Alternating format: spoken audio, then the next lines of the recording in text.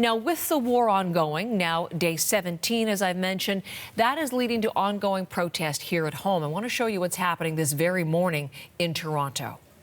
Anna, Elna, Rafana, Ra, may our prayers be a bridge to healing. May our prayers be a bridge to healing. May our prayers be a bridge to the falling of occupation, to the crumbling of apartheid. The scene outside the Israeli consulate in Toronto this morning.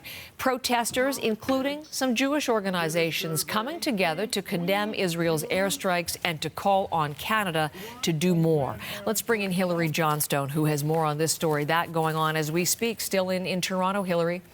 That's right, Heather. It started a little bit earlier on this morning. As you say, that's outside the Israeli consulate. You could see some of the banners there, people calling for a ceasefire. Just want to bring you a little bit now of what we have been hearing from some people who have spoken this morning. Absolutely nobody can get into the Israeli consulate right now without facing the violence on the hands of both the Israeli state, which has been bombing Gaza nonstop, killing thousands, but also the complicity of the Canadian government, which arms Israel, which offers diplomatic support, and which has refused to call for a ceasefire. So that is just a little bit of what we have been seeing this morning. Of course, we will continue to monitor this. All of this coming on the heels of some of the large protests and demonstrations that we saw in Toronto over the weekend. This is some social media footage which has now been widely circulated. This is outside Cafe Landwehr, which is a restaurant in Toronto. There are a number of locations. This is the University Avenue location. The restaurant has Israeli roots.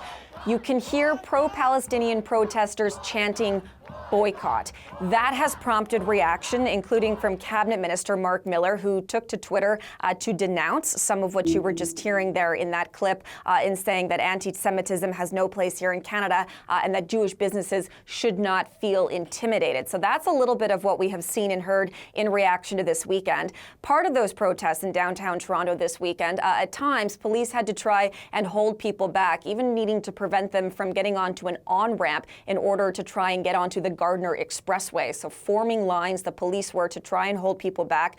That demonstration went on for hours. There was another smaller one at Queen's Park in Toronto. A number of medical workers, healthcare workers, who were protesting and also trying to sort of have this message out there that they want to see medical supplies and medical personnel let into Gaza, saying that they're not taking a side, but they do worry about what might happen from a healthcare point of view in the hours and days and weeks ahead, Heather, if medical help does not get into Gaza.